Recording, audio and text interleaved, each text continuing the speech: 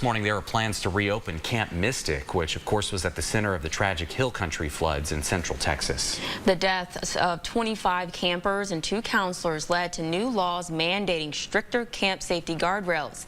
GMAT's Emma Kay is here with a closer look at those plans to open again 1 year later. Hi, Emma.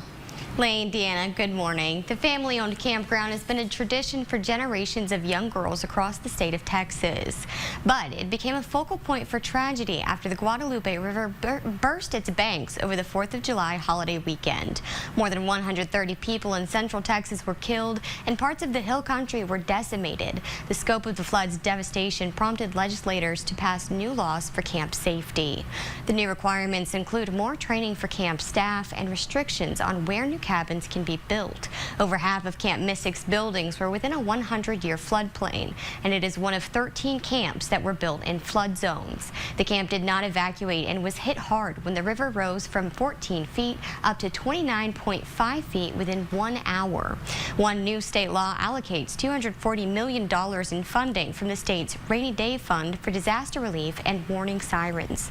The part of the camp along the river that was destroyed by floodwaters will not reopen, but an undamaged area will begin welcoming new campers next year. That announcement was made in an email shared with the families. The email also said the camp would follow all new laws and regulations to keep campers safe and reassured parents their kids would not return to the flooded cabins. Plans are also in the works to build a memorial in honor of the campers and counselors that died, known as Heavens 27.